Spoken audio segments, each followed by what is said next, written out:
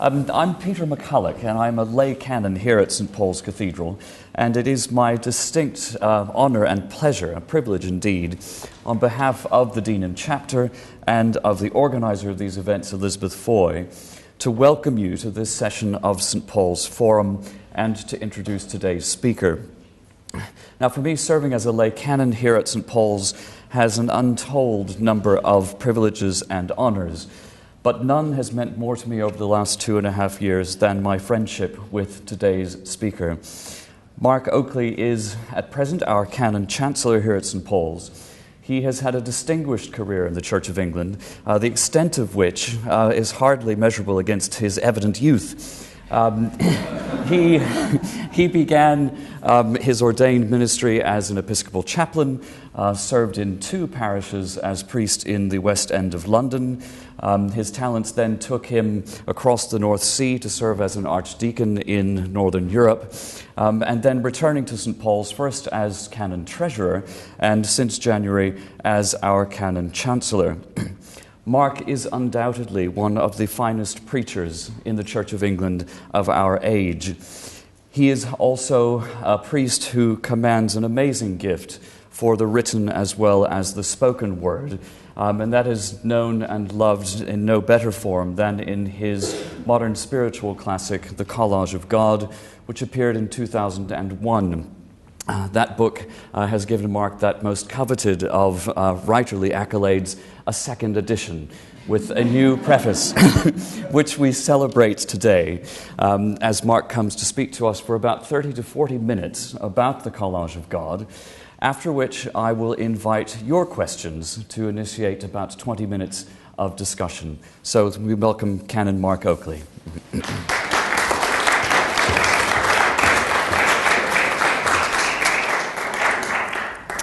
Well, thank you very much, Peter, and all of you for being here. I've tried to do something very unusual for me. I'm very much a script person. I very much follow a script that I always prepare in advance, and every word is there.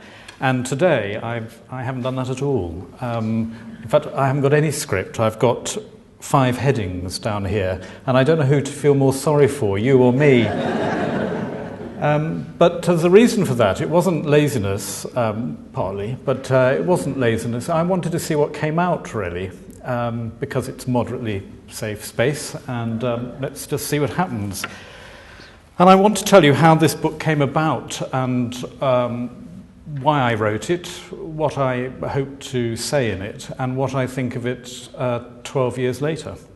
And then we'll see what you make of it. I am an only child. I was brought up by my grandparents in the middle of Shropshire, and Shropshire is pretty bleak in places, a lot of sheep and not much else in the countryside, and I was very much a solitary boy with this strange situation of being brought up by my grandparents, so very much a loner, and I think very much a reflector. I had to make my own company. And one day I walked down a country lane to a little village called Sambrook, and I walked into the church, which I'd never been into before. And my family are not at all church types and church goers. And it must have been a Wednesday or a Thursday morning, and there was a midweek Holy Communion service, and this man came out I can see him now in these very startling green robes. And I thought, wow, fantastic. And he walked out, and I could see his hands, and he bowed, and I could see little glimpses of black and white, and I thought, I want to do that. And, well, I've never looked back, really. That was the beginning of it. People often say, did you feel God speak to you in prayer? And I thought, no, I just saw this man in robes and thought, I want to do that. And I got to know that vicar. He died not long ago, actually, and we had the most beautiful phone conversation one morning on my way here, and he sort of was saying goodbye. And we got to know one another, and he prepared me for confirmation, and I got confirmed, and this was the beginning of my romance with God and my romance with the church, I think. And I used to, in my little room, light a couple of candles, and I would record hymns from Radio 4, and I would play them in my little room with these flickering candles. And I would put on a little sort of sheet and look like the vicar. And again, nothing's really changed 20-odd years later, or 30 years later. But that's how it started. And then I went to school, and I wanted to pursue the ideas behind the faith more and more. And I had wonderful teachers who taught me GCSE and then A-level divinity, as it was called. And then I went to King's College London to read theology and had some marvellous teachers, but things started to happen. When you read theology for 3 years with some of the best minds in the country, questions start to come your way, and unless you've got mega resources of mind and talent, which I don't, conflicts begin to take place, and all those things that you've invested in the romance, all those things start to get thrown up in the air, and all the things that you cherish and feel are most important to you get questioned, and you suddenly meet people who think that you're a complete nutter for believing it, and will tell you in the seminar room or wherever. So I had my first sort of hit against my thinking. And I was very attracted to what's called systematic theology. I even won the prize for the systematic theology at King's. But what was happening was the system didn't make sense to me anymore. And I kept quiet about a lot of it, I think. And I got shingles, for instance. And my body started to tell me that I wasn't making the connections between what I was doing on a Sunday morning when I went to worship and what I was doing the rest of the week in the classroom. And I couldn't connect, but I kept quiet about it. But I was drawn to people who were asking the questions. I knew that. I liked the questions. But I didn't quite know how to fit them into my devotion. So thinking critically, but how was I now going to live faithfully? That's where I was. I went, however, with all this sort of bubbling underneath, I went to a selection conference, and I was selected. I was very young, actually. I wasn't told to go and work in a sausage factory or whatever to get some experience. They said, no, off you go, you're okay. And so I went, and I went to Theological College in Oxford, and it was there that they sent me on a placement. And if you've read the Collage of God, this is the placement that I talk about. I was sent to go and work as a hospital chaplain for the summer holiday at St Mary's, Paddington. And you have to take yourself back a bit here. This was 20-odd years ago, where St Mary's, Paddington was the leading hospital for those who were living with HIV/AIDS. And the chaplain, who was a marvellous man, could see, I think, that I had to use my time there well. And he said, I want you to be basically the chaplain for the summer on the HIV wards. And what happened there was that I met people of my own age dying, which I'd never done before, and dying pretty painfully, and a lot of distressed parents as well, and brothers and sisters, all these people dying far too early. And here was the second hit. I'd got the mental agility was sort of being exercised. Could I connect with my thoughts and questions? But here was experience. And it was too painful. And I thought, well, sod God, frankly. I don't believe him. If this is what it's about, I'm off. And a little bit sort of simplistic how it worked, but that's what I thought at the end of it. I thought it was a great time and I'd learnt a lot, but actually, where was God? So I went and I saw my theological college principal, and I said, it's been lovely, but goodbye, I'm off. And he said, okay, fine.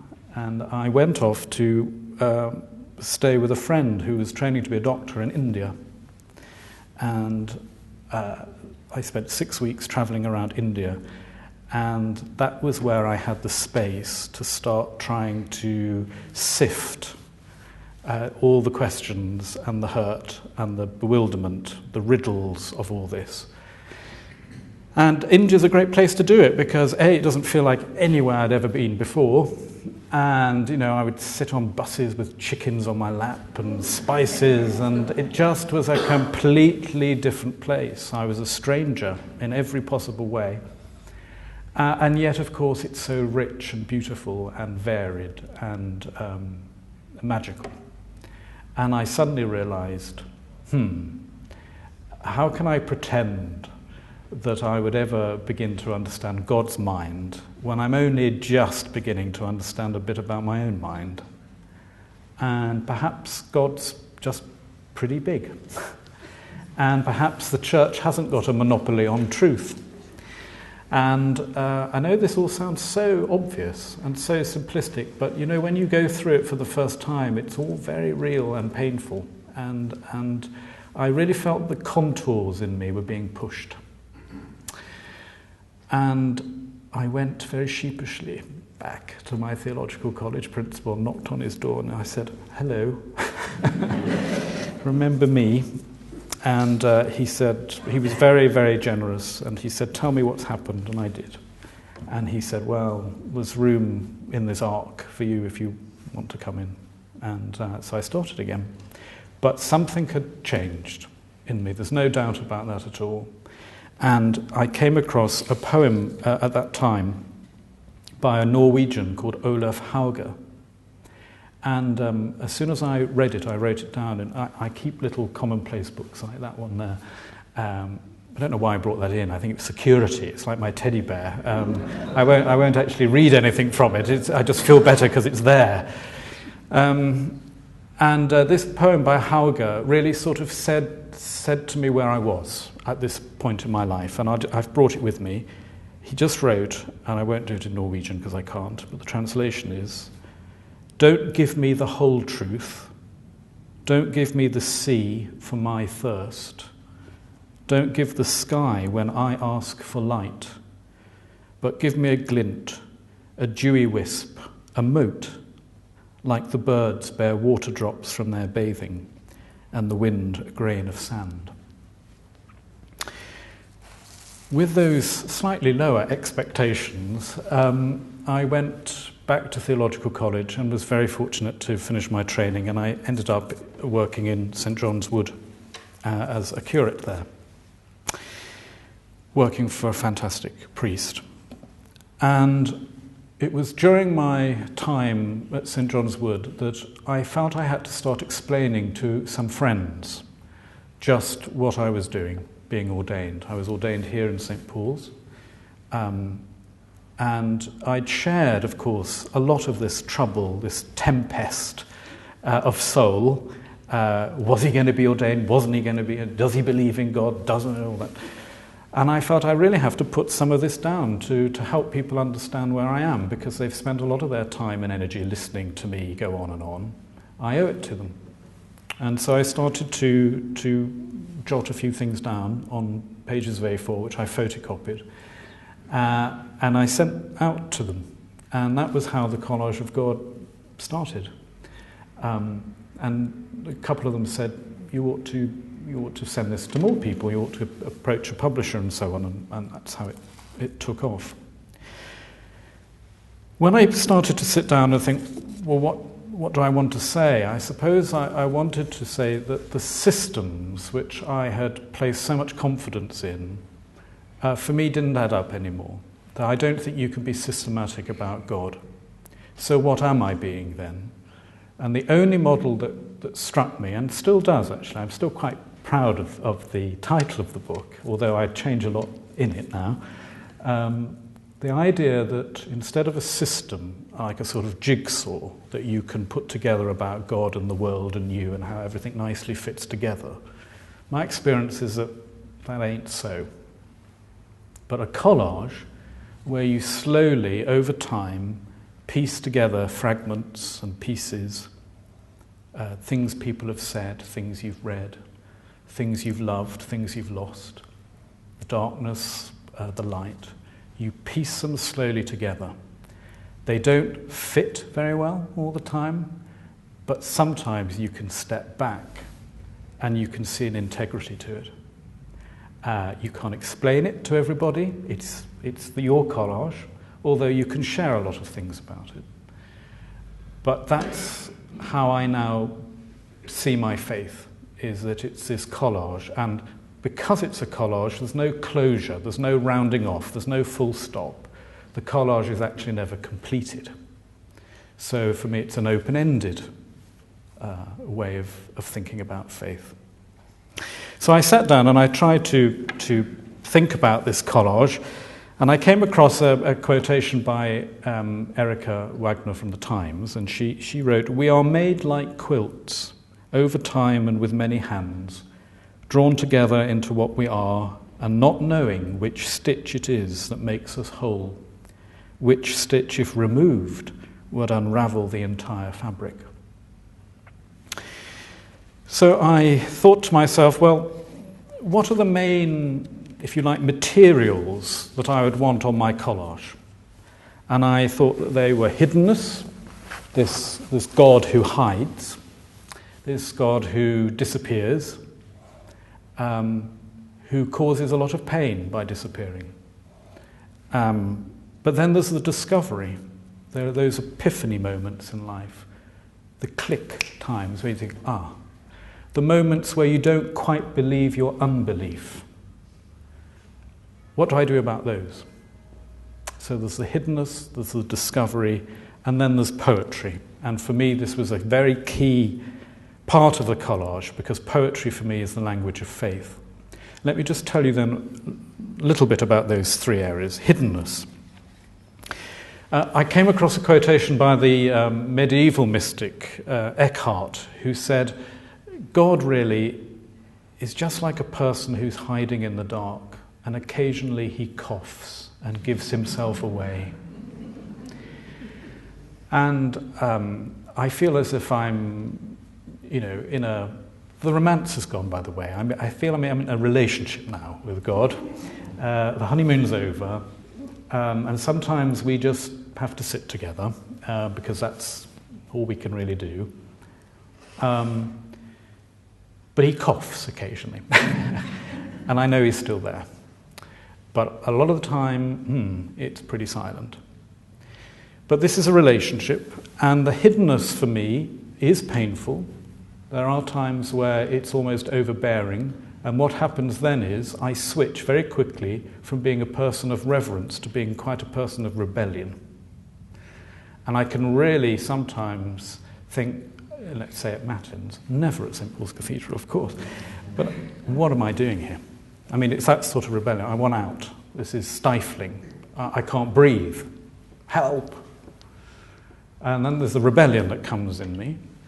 But there's also a reverence as well. I can be at Matins and be totally overwhelmed by the beauty of the silence. It's almost sometimes when I'm upstairs, it's so quiet in the morning.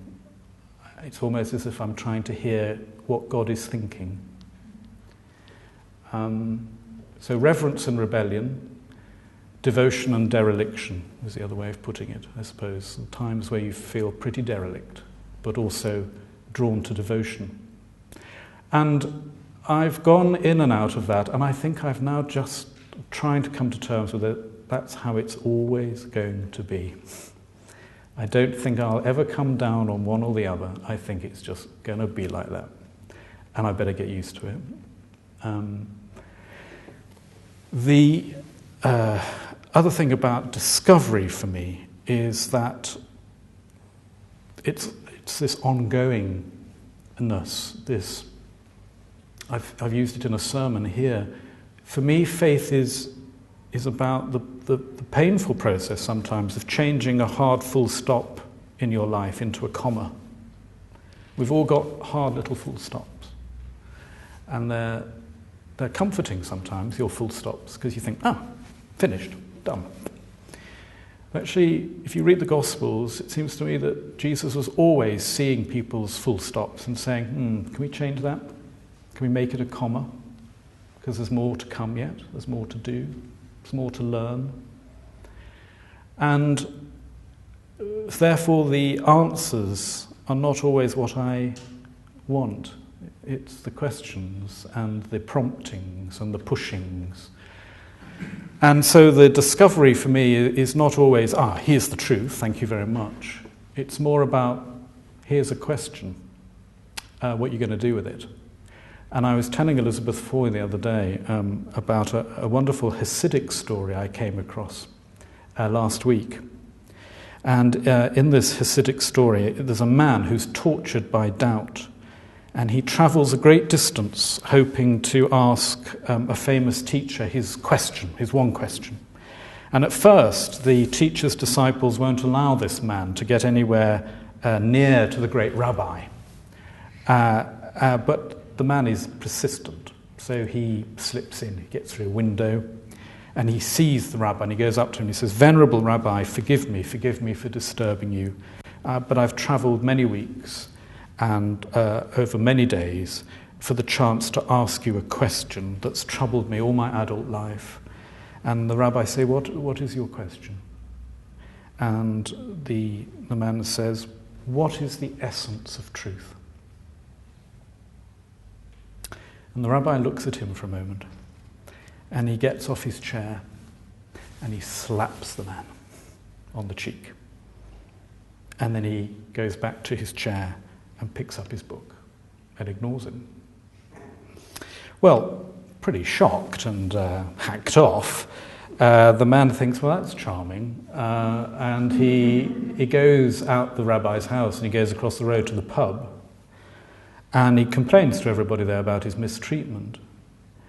And one of the rabbi's disciples is in there and he overhears him and he takes pity on him and he says, "Let me just tell you, the rabbi's slap was given you as a great act of kindness to teach you this: never, ever, ever surrender a good question for a mere answer."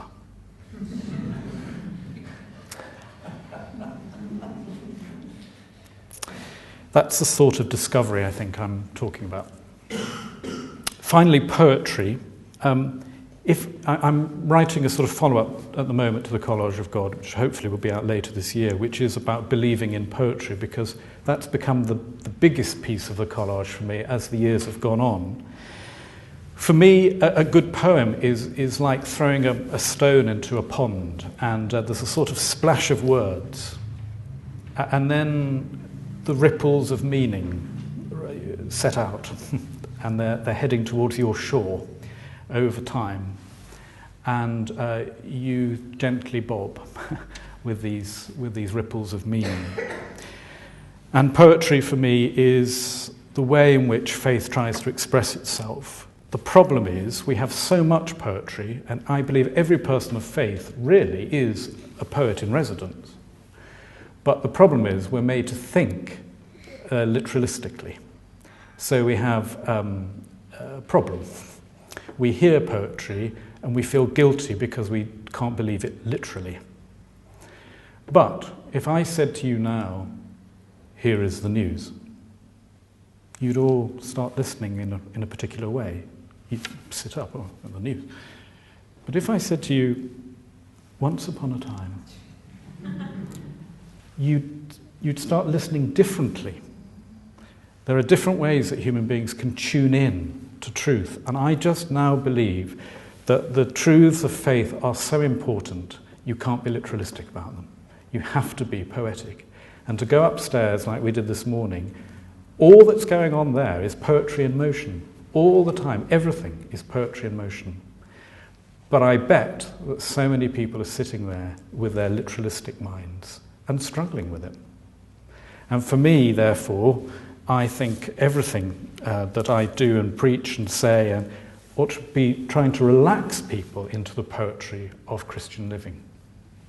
We can talk more about that if you want to.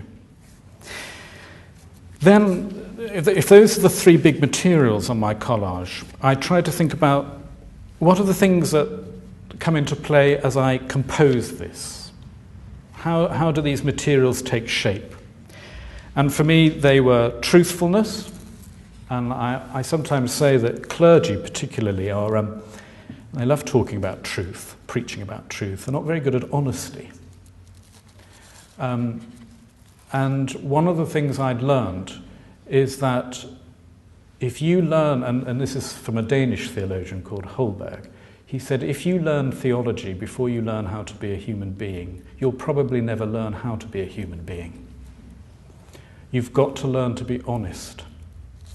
And if that means standing up in front of a few people and saying, yes, I'm a canon of St. Paul's Cathedral, but there are days where I don't know if I believe it, I'm going to say it, because that's how it is. And there are days where I stand there at the altar and I open my arms in a vocative gesture to heaven, and I've never felt more that I'm in the right place. There's both. So to be honest, to try and ask people to be honest is, for me, essential. And yet, my experience is that so much of religion and its compromises and its cautions and its political machinations work against that. And so if I go to a clergy gathering,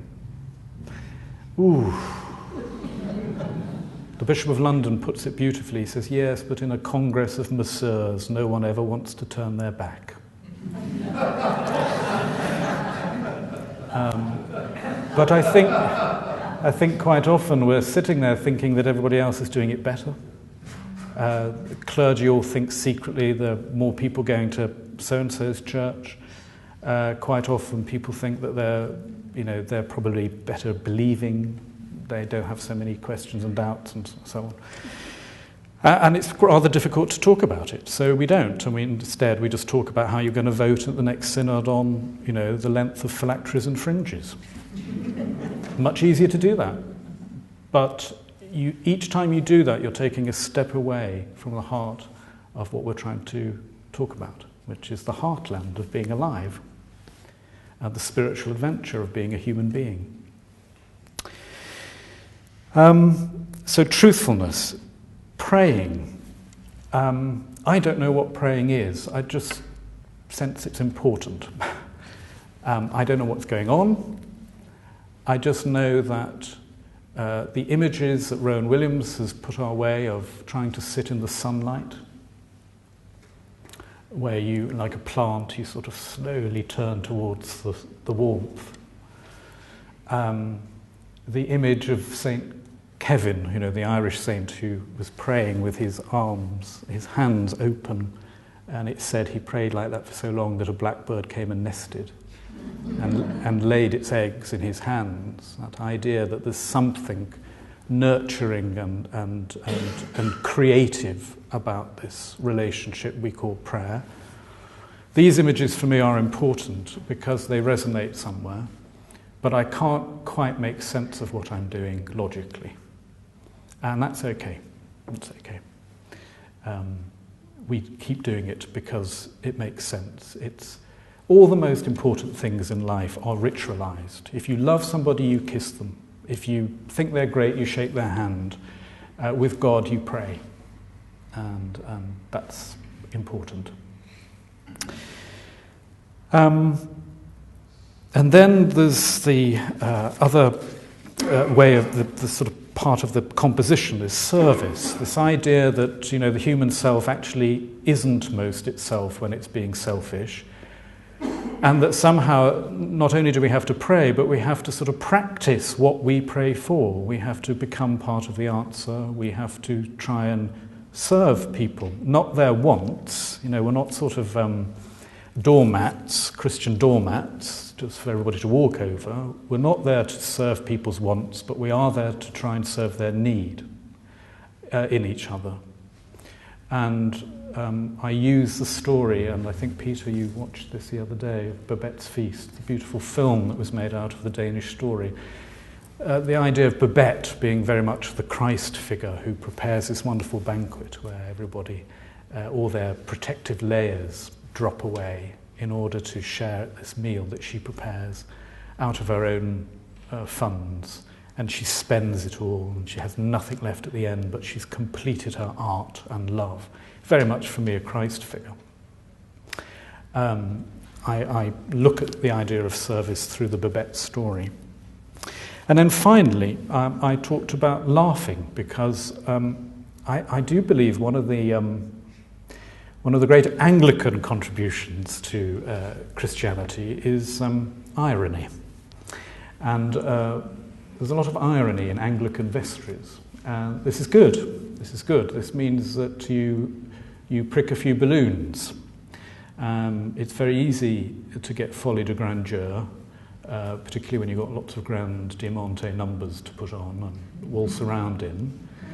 But actually, at the end of the day, we're all in a very similar place. We don't know as much as we like to think, and we're all pretty fragile and funny and strange. And I love the image of the church being some sort of, Noah's Ark, where every strange, weird, wonderful animal has to budge over and find a bit of straw for another one. And laughter for me is not, it's not cruel laughter. It's not a negative laughter. For me, laughter is a recognition of joy and a recognition of truth. And therefore, we ought to be laughing quite a lot. And I love the idea that in the medieval church, on Easter Day, the priest in Risus Paschalis tried to get the congregation to laugh, because it was the only real way to celebrate the resurrection. And of course, because they didn't know if they were allowed to, he would tell them almost carry-on jokes, pretty coarse, it's Kenneth Williams in the, to get them going, because that was how you were going to celebrate the resurrection. And it was just as I was thinking about this that I actually discovered a line in the Quran that he deserves paradise who makes his companions laugh. And there's a lovely line also in John Berger, who wrote a little treatise on theology and laughter, believe it or not. Not much laughter in the theology I did, but he says, for him, laughter is a promise of redemption, and faith is the intuition that the promise is going to be kept. I love that. Laughter is the promise of redemption, and faith is the intuition that that promise will be kept. John Berger. So, I'm afraid, for me, I've decided, and actually there was a tutor at college who said to me, Oakley, he said, there are two Oakleys. The one is very serious. He's that boy again, walking around Shropshire fields, trying to make sense of all this, pretty intense, serious. He said, but there's another one, and it's pretty outrageous and raucous and laughs very loudly and is naughty. And he said, and there's hardly anything in between. I think he's right, actually. So I think I've spoken for 30 minutes, and I better give way. But for me, this collage isn't neat. I can't pretend it's neat. It can be very frustrating, but I believe that it's given to us like that slap in great kindness, so that we continue to grow. And silence is not always painful, but it is very disclosing. And the silence of God, for me, is not just absence, but actually growth. The collage, for me, is, as I say, no full stops. There's always another piece to add, and it's never complete. And so 12 years on, I slightly blush at this because I think, I wouldn't say that now, and I wouldn't put things like that anymore. But the title for me is still important. And I've been very grateful for you listening to me today about how it came about. Thank you.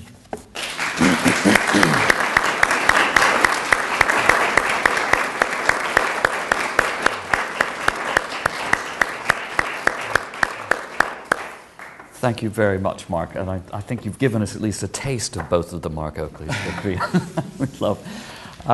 Questions from the floor, please. Yes, sir.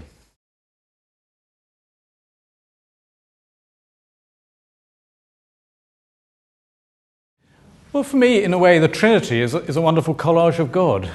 We're talking about love as source and expression and sharing. Father, Son, and Holy Spirit. Source, expression, and sharing. And therefore,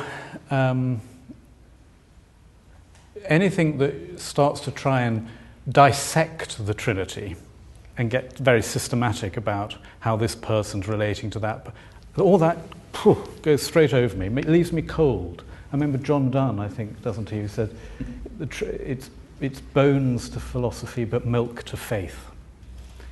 And yes, so I don't understand the Trinity philosophically, but as a collage of God's being and relating, beautiful. And therefore it must not go for me. It's pivotal. Yeah.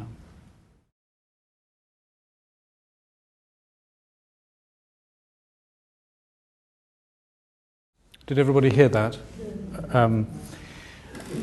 If you're on a journey such as I've tried to give voice to, but you have a lot of more certain friends, how do you deal with that? People who might say, "Oh, if you think that, I better pray for you." Absolutely, very well. Ah, yes. Honesty. I come back to it. Well, your own. You must be honest to yourself and to them, because there's a lot of hiding as well. And quite often, I mean, if I may tell you a little story which gives evidence to this. I was taught by a New Testament professor called Leslie Holden, and he used to get out of the university and he used to go to talk to deanery synods in the evening. I mean, oh dear. But he did it because he thought people had a genuine hunger to know more about the New Testament. So he used to go, and he went one night, and he was a rather liberal interpreter of Scripture, and he liked the questions, and he went and delivered this talk, and a man put up his hand somewhere here, and said, and he was crying, and he said, "Professor Holden, I want to thank you." He said, "Because for 20 years almost, I have believed in me what you've been saying today about scriptures and about Jesus and about how John's gospel and all that sort of stuff is different from the..." He said, "And I've never had the courage to say it because I know my vicar would be livid. And you have expressed it for me tonight, and you're a man of faith." And he was crying. All of a sudden, there was a voice from the back saying, "John?" And this man turned around, and it was his vicar. Who'd come in late, and so he hadn't seen that he was there. And the vicar said, "John, I've believed these things for over 20 years, and I've never preached them because I thought you would be hurt." So, honesty must be an important contribution. And you have to keep talking, but at the end of the day, I don't believe that by being honest and and talking about these things is being unfaithful. Jesus was always engaging people with their questions, and for me, the opposite of faith is more likely to be certainty. And if you ask yourself who were the people that wound Jesus up, they were the certain ones. Right? Well, it's true, isn't it? I mean, it was the certain ones that got him riled. And they take the oxygen out of the air. And actually, you need to breathe. So don't stay around them too long if they start to suffocate you. Thank you. Well, they didn't hear you.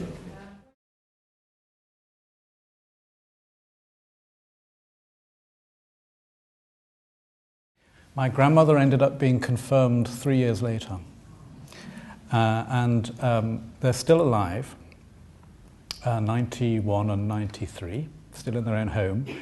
And I can't tell you how proud she is that I'm here. But to answer your question, I was very lucky in that, when you have a generation gap, it's almost easier because we didn't sort of rub up against one another. And she was so keen that I would just be happy doing what I want to do. She gave me enormous freedom to do that. So when she saw that actually this was going to make Mark happy, she was happy. But it did lead to her going to church and being confirmed.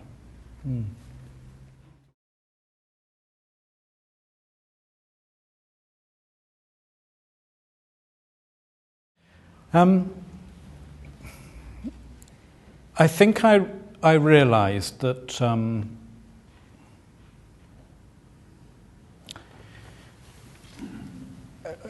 this sounds so trite, but I just realised that the world was much bigger and that God was bigger and that the church hasn't got the monopoly. And I said all that, and I said it's almost as if I want to start again. Not regressive. I want to start again from where I am now. And I think I love him for this. I think he saw integrity in that. He could have said, on your bike, you've messed me around. Or he could have said, I think you're heading for a breakdown. He didn't. He took the trust. He trusted me. And when I got ordained, I chose a couple of lines from the Wreck of the Deutschland by Hopkins. To everybody on their ordination card always had Holy Mary, pray for me, and Saint Raymond the Unborn, pray for me, and all this. And I didn't. I went for Hopkins, and I just put, I greet him the days I meet him, and bless when I understand. Because that's how I came back. I greet him the days I meet him, and I bless when I understand. And so I think it was something like that I tried to tell.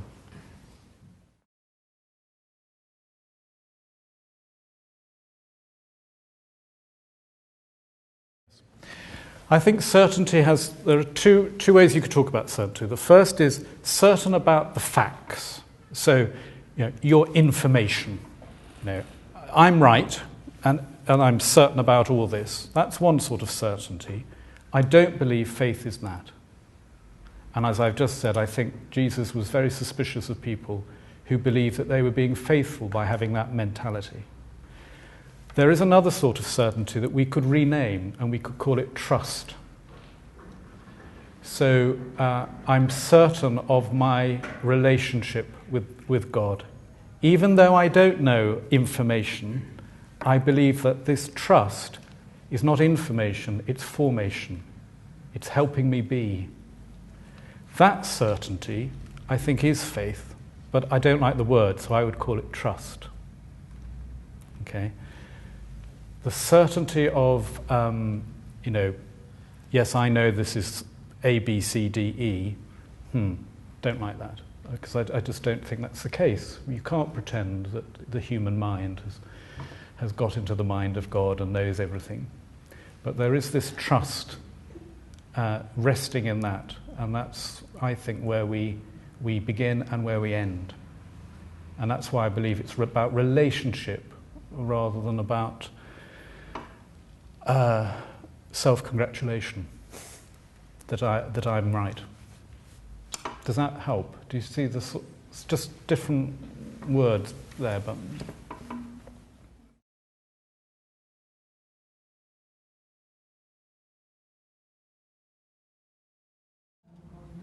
No, I can't. I read a couple of weeks ago, I don't know if any of you have heard... Just restate the question. Oh, sorry. The question was, can I, what was the word you used? Can I... I said, do you see God and the church as being the same thing? Yes. Can you, if you don't, which I don't, can you reconcile? Can I reconcile God and the church? I read, some of you will have heard about a theologian called Karl Barth, who was a Swiss. He wrote volumes and volumes of theology, which I had to read some of. all very heavy. And I've always kept away from Karl Barth ever since. Except I read the other day that somebody said to me, "You've written all this stuff, Germanic, heavy. What's your conclusion about God?"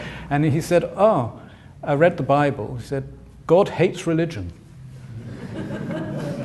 And I thought about that, and I thought, actually, that's not a bad summary of the Bible. The New Testament and Jesus are very suspicious about religion, it seems to me. The prophets are always having a go at it, and priests and the temple and injustice and so on. So God hates religion. Maybe.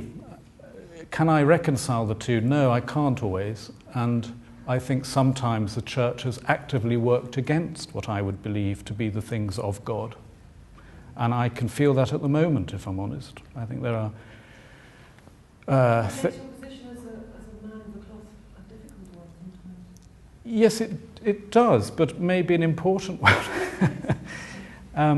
There are days when I think, should I stay? Should I go? And there are enough people around to say, I believe that too.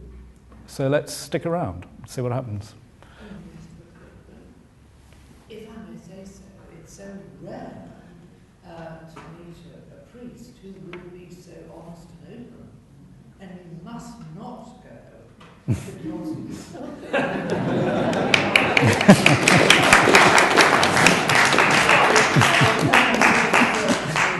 Yes. Would you like a cup of coffee afterwards? Because the man in the pew, we need leaders, shepherds, who will actually tell them how it is for them, instead of just Yeah. Actually, I have a lovely story about, it's talked about Shropshire. There's a field, and a lovely guy called Tom is a farmer, and I often see him in the field at the back of my grandparents' house. And one day he was carrying one of these crooks, and I laughed because I said, "Oh, my boss, the bishop, has one of those," you see. And I said, "What did you actually do with it?" And I said, "Do you hook them in, and the naughty sheep?" And he said, No, I've never done that. He said, "What it's really good for is," he said, "I stick it really firm into the ground and I hold on to it. And it means I can hold myself so still that eventually the sheep learn to trust me." And I thought, well, I wish one or two bishops would use it like that. That it's actually not about getting the naughty ones. It's about holding yourself rooted still so that actually you might be trustworthy. It's such an important thing for me, that. And I've never been asked to preach at a consecration of a bishop, but I'm storing it up.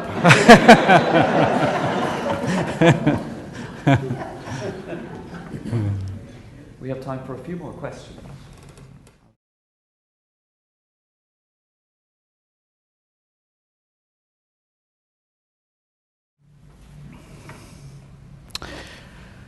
Well, I'm talking about myself, I think. I'm not sort of judging people about it. I just think it's that we're used to a language, particularly at the moment, in this Google life that we have, we're used to language as information, facts. And therefore, unless you go and study with the likes of Professor McCulloch, who will show you another language of truth and resonance and so on, or that word I keep using, it's very easy to think that all language is going to be of that type. And it seems so clear to me that when you stand in church, everything that's coming at you and coming out of you is not of that sort of informative Google language. You've come into you're breathing different air here. These are different words, they've got different duties. But how do you show that to the casual visitor, which we have here? How do you help people into that, what you might call linguistic landscape? It's a tall order, I think. But when you do it, and sometimes I go around at the moment going to churches or deaneries, doing little poetry, showing them, getting them to work with modern contemporary poets, so stuff they've never encountered before. What's extraordinary is the great release that comes out of thinking and talking differently, and of allowing this language to be a bit more free range, and not therefore seeing it as fantasy, but as actually being about truth. You know, what really saddens me, and I'm sure it will others, is when people say, oh, it's just a myth. No, it's so important, it's a myth. But, you know, words like that get simmered down, and I think a lot of our religious language is thought to be full of cliche because it's died, and we need to freshen it a lot of the time. And, you know, that is the job of all of us, but for the preacher, you feel it particularly so. You know. There's a question at the back. Yes. Yes, sir. Do you have views on other faiths and religion? I do. I want to always be learning from them, and I always want to be unapologetic about my own at the end of the day. I wish a life was full of days where I'd be able to study others as much as I study my own. I don't, it isn't, and you know, we all have things to do, and I really do wish I could study, particularly I have my Indian experience. But yes, I'm fascinated by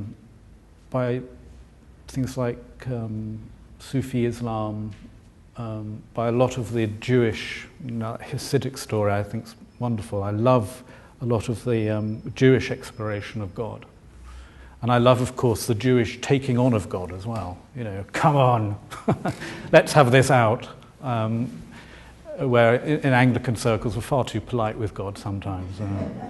But I don't feel threatened by them. And I hope they won't feel threatened by me. I want good conversation, but at the end of the day, I'm not going to apologize for the faith that, you know, makes me alive. Yeah.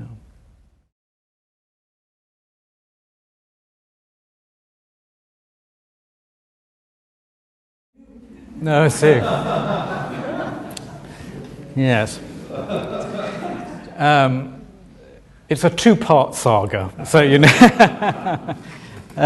I think what will be different is I've tried to look at this and for talking today and looking at stuff I'm writing at the moment, is actually what we were just talking about. I think my language has changed. I just think I'm older and I'm just different, and I think the words and the way I put things are different. I could feel this. I mean, I'm a priest. I'm a show-off. You know, that's what we do. We get up there, we show off. You know, in many ways. I squirmed at some of the sort of show-offiness of that. And there's still going to be Mark Oakley, the show-off, in the next volume. But I think you'll find it's a little bit more tempered because I'm a little bit more unsure of myself, I think, strangely.